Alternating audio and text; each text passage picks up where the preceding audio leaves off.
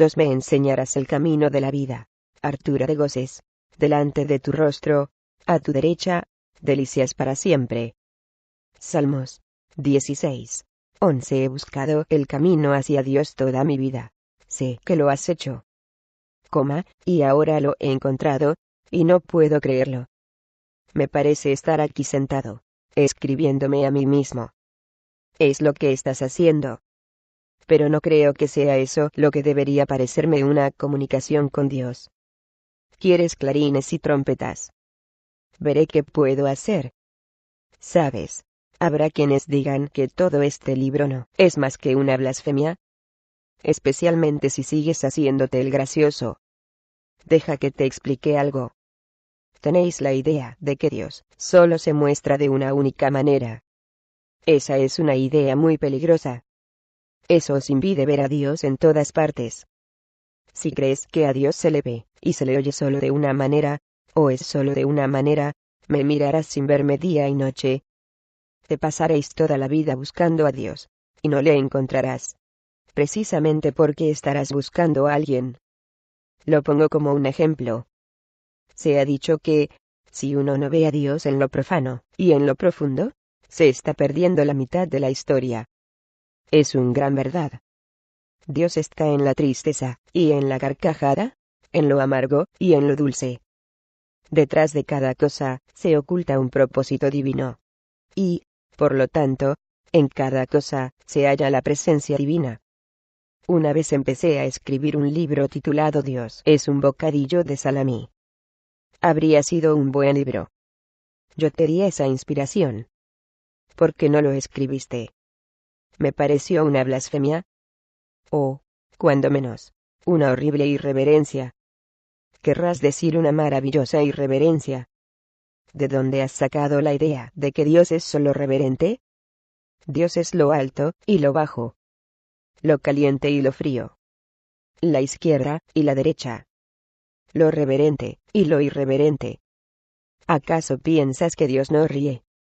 ¿Imaginas que Dios no disfruta con una buena broma? ¿Creéis que Dios carece de sentido del humor? Deja que te diga algo, Dios inventó el humor.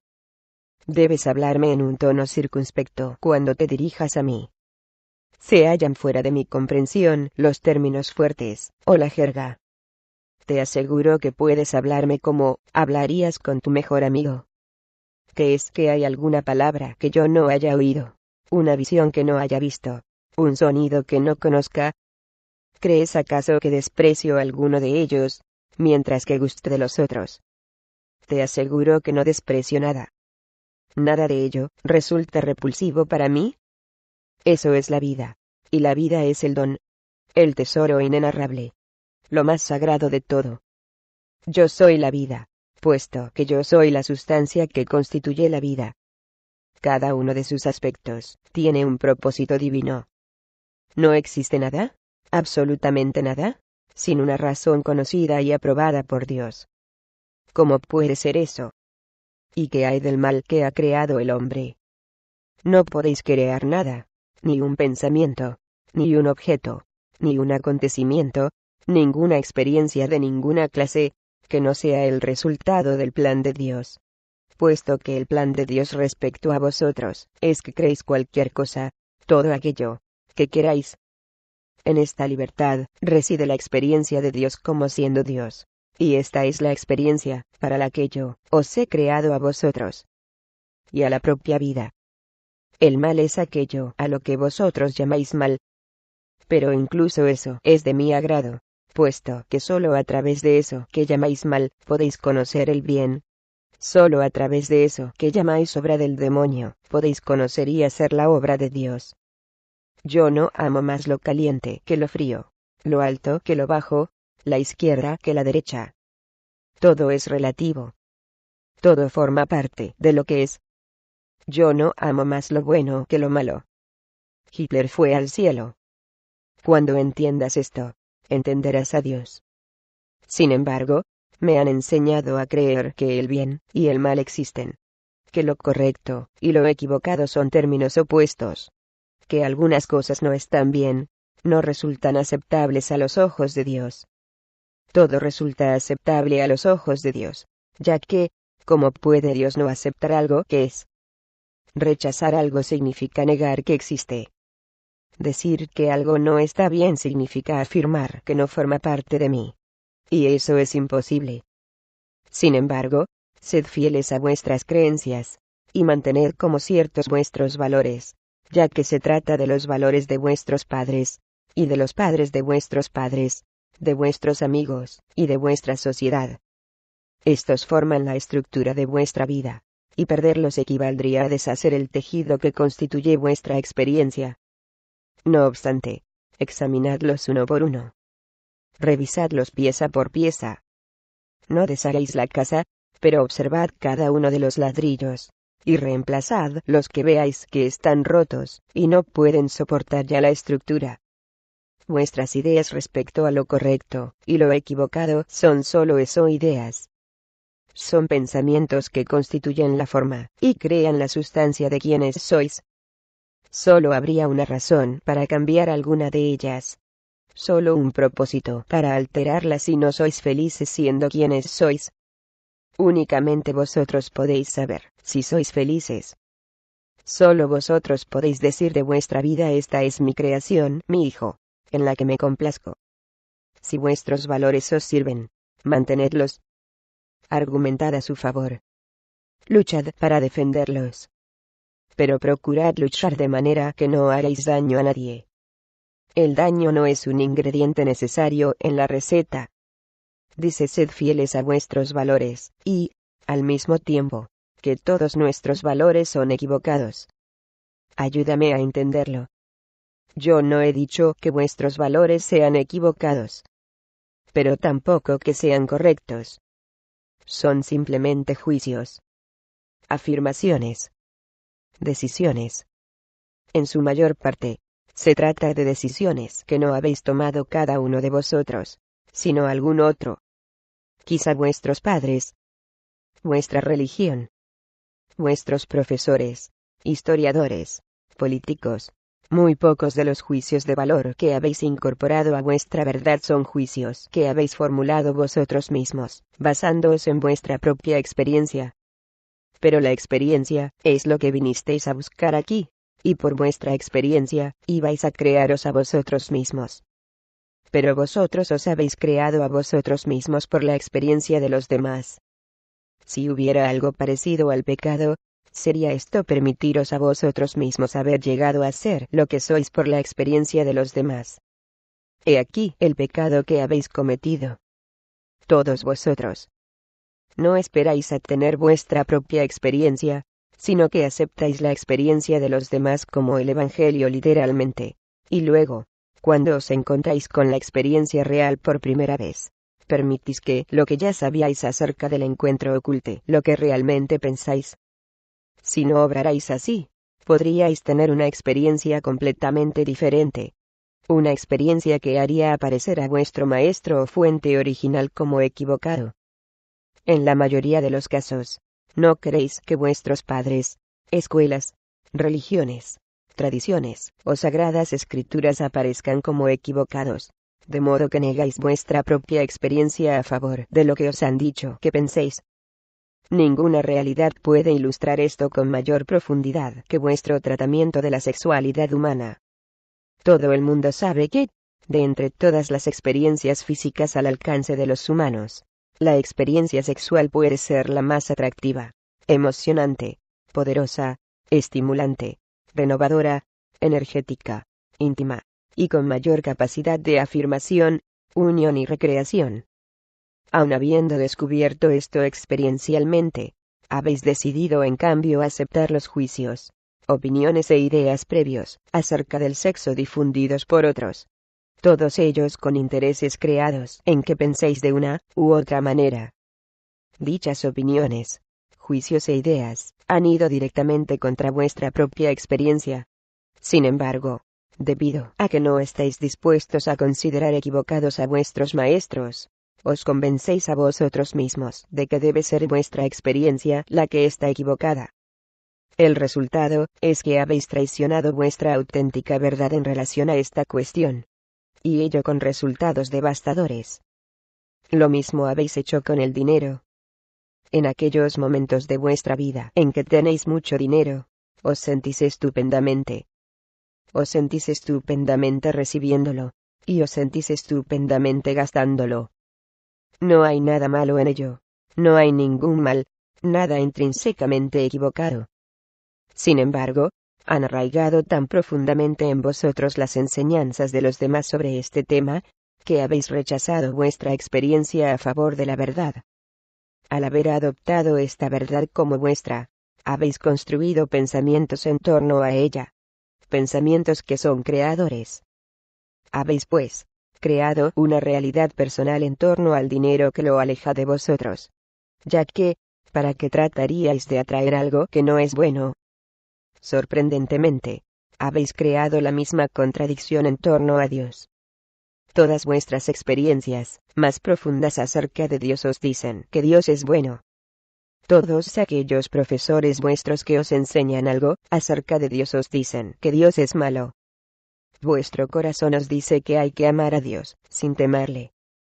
Vuestros profesores os dicen que hay que temer a Dios, puesto que es un Dios vengativo.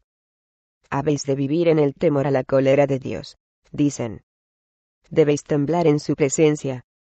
Durante toda vuestra vida, habéis de temer el juicio del Señor.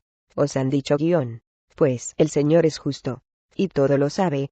Y os hallaréis en apuros cuando os enfrentéis a la terrible justicia del Señor. Debéis, pues, obedecer los mandamientos de Dios. O si no, sobre todo, no habéis de formular preguntas lógicas tales como si Dios quiere una estricta obediencia a sus leyes, porque creó la posibilidad de que dichas leyes fueran violadas. Todos vuestros maestros os dicen que porque Dios quería que tuvierais libre albedrío. Sin embargo, ¿qué clase de libre albedrío es ese, si elegir una cosa en lugar de otra lleva la condenación? ¿Cómo la libre voluntad puede ser libre, si no es vuestra voluntad, sino la de algún otro, la que debéis cumplir? Quienes eso os enseñan hacen de Dios un hipócrita. Se os ha dicho que Dios perdona, y es compasivo. Pero si no le pedís perdón del modo correcto, si no os dirigís a Dios de la manera adecuada, vuestra súplica no será escuchada, vuestro clamor quedará sin respuesta. Incluso eso no sería tan malo, si hubiera una sola manera adecuada. Pero se enseñan tantas maneras adecuadas como profesores hay. Así, la mayoría de vosotros pasan casi toda su vida adulta buscando la manera correcta de rendir culto, de obedecer y de servir a Dios.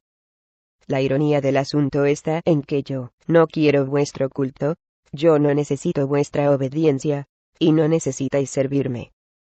Este tipo de comportamientos son los que históricamente han exigido de sus súbditos los monarcas.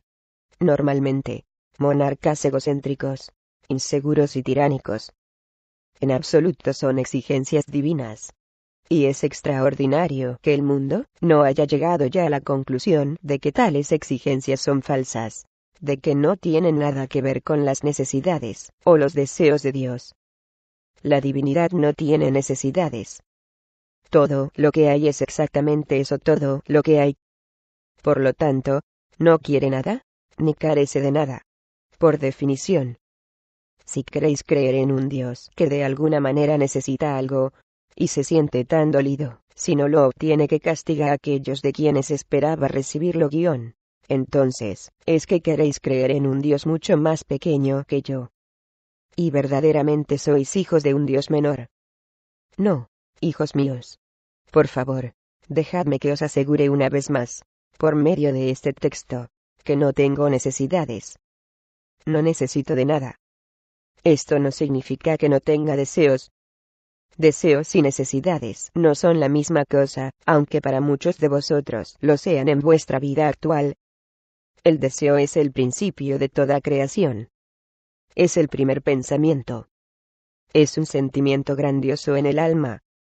Es Dios, decidiendo qué va a crear. ¿Y cuál es el deseo de Dios? Yo deseo, en primer lugar, conocerme y experimentarme a mí mismo, en toda mi gloria.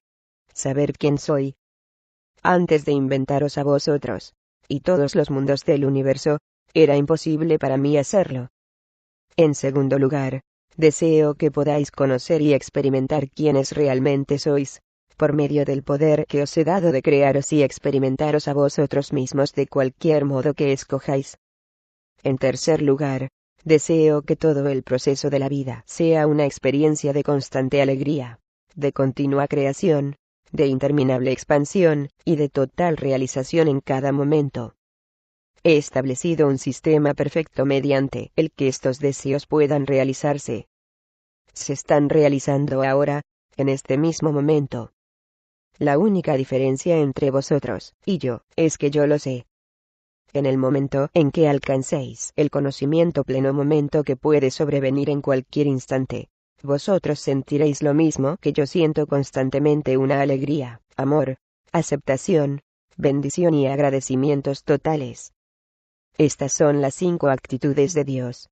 Y, antes de seguir adelante con este diálogo, te mostraré cómo la aplicación de dichas actitudes en tu vida actual puede conducirte, y te conducirá, hacia la santidad. Todo esto constituye una respuesta muy larga, para una pregunta muy corta. Si sé fiel a tus valores, en la medida en que experimentes que te son útiles. Pero mira a ver, si estos valores que te sirven a ti, con tus pensamientos, palabras y actos, traen al espacio de tu experiencia la idea mejor y más alta que jamás hayas tenido de ti mismo. Examina tus valores uno por uno. Somételos a la luz del escrutinio público. Si puedes decir al mundo quién eres, y en qué crees, sin vacilaciones ni indecisiones, entonces eres feliz contigo mismo. No hay ninguna razón para ir más allá en este diálogo conmigo, puesto que ya has creado a un yo, y una vida para este yo, que no necesita ninguna mejora. Has alcanzado la perfección. Puedes dejar este libro. Mi vida no es perfecta, ni siquiera se acerca a la perfección. No soy perfecto. En realidad, soy un cúmulo de imperfecciones. Me gustaría, a veces de todo corazón, poder corregir esas imperfecciones. Lo que yo sé que origina mis comportamientos, que provoca mis caídas, que me mantiene en mi camino. Supongo que por eso es por lo que he acudido a ti. No he sido capaz de encontrar las respuestas por mí mismo. Estoy contento de que hayas acudido a mí. Siempre he estado dispuesto a ayudarte. Y lo estoy ahora. No tienes por qué encontrar las respuestas por ti mismo. Nunca has tenido por qué. Pero parece tan presuntuoso, sencillamente sentarse y dialogar contigo de este modo, y mucho más imaginar que tú, Dios, me respondes. Quiero decir que es una locura. Ya vio. Los autores de la Biblia estaban cuerdos, pero tú estás loco. Los autores de la Biblia fueron testigos de la vida de Cristo, y reprodujeron fielmente lo que vieron y oyeron. Falso. La mayoría de los autores del Nuevo Testamento nunca conocieron ni vieron a Jesús en su vida. Vivieron muchos años después de que Jesús abandonara la tierra. No habrían reconocido a Jesús de Nazaret, aunque se hubieran cruzado con él en la calle. Pero, los autores de la Biblia fueron grandes creyentes y grandes historiadores. Recogieron los relatos que habían llegado hasta ellos y sus amigos de boca de sus mayores, quienes, a su vez, los habían oído a sus mayores hasta que finalmente surgió una recopilación escrita. Y no todos los autores de la Biblia fueron incluidos en el documento final. Ya habían surgido las iglesias en torno a las enseñanzas de Jesús. Y, como sucede siempre, y donde quiera que la gente se agrupe en torno a una idea poderosa, hubo ciertos individuos en el seno de dichas iglesias, o enclaves, que determinaron que partes de la historia de Jesús debían mencionarse, y como este proceso de selección y corrección continuó durante toda la recopilación, redacción y publicación de los Evangelios y la Biblia. Incluso varios siglos después de que se consignaran las escrituras originales, un alto consejo de la Iglesia determinó, una vez más, qué doctrinas y verdades había que incluir en la Biblia oficial de entonces, y que resultaría malsano o prematuro revelar a las masas. Además, ha habido otras sagradas escrituras, cada una de ellas fruto de un momento de inspiración de hombres por lo demás corrientes, ninguno de los cuales estaba más loco que tú. No estaréis sugiriendo que estos textos podrían llegar a ser un día sagradas escrituras. Hijo mío, todo en la vida es sagrado. Desde esta perspectiva, sí, son sagradas escrituras. Pero no quiero hacer juegos de palabras contigo, pues sé lo que quieres decir. No estoy sugiriendo que este manuscrito llegará a convertirse un día en sagrada escritura. Al menos no durante algunos cientos de años, o hasta que su lenguaje no se vuelva anticuado. Mira, el problema es que este lenguaje es demasiado coloquial, demasiado familiar, demasiado contemporáneo. La gente supone que, si Dios hablara directamente con uno, su voz no sonaría como la del vecino de al lado. La estructura del lenguaje debe poseer una matiz de unidad, por no decir de divinidad, un matiz de dignidad, una sensación de santidad. Como he dicho antes, esto es solo una parte del problema. La gente tiene una percepción de Dios como alguien que se manifiesta de una única forma. Cualquier cosa que viole esta forma, ¿se considera una blasfemia? Lo que yo he dicho antes. Lo que tú has dicho antes. Pero vayamos al fondo de la cuestión. Abrir interrogación porque, ¿te parece una locura que tú puedas mantener un diálogo con Dios? ¿Acaso no crees en la oración? Sí, pero esto es distinto. Para mí, la oración siempre ha tenido una sola dirección. Yo pregunto, y Dios permanece inmutable. Dios no ha respondido nunca a una oración. Bueno, sí. Pero, mira, nunca verbalmente. Bueno, ha habido toda una serie de acontecimientos en mi vida de los que yo he estado convencido que eran una respuesta muy directa, a la oración. Pero Dios nunca me ha hablado. ¿Ya vio? Entonces, ese Dios en el que crees es un Dios que puede hacerlo todo, menos precisamente hablar. Por supuesto que Dios puede hablar, si quiere hacerlo. ¿Es solo que no parece probable que Dios vaya a querer hablarme a mí?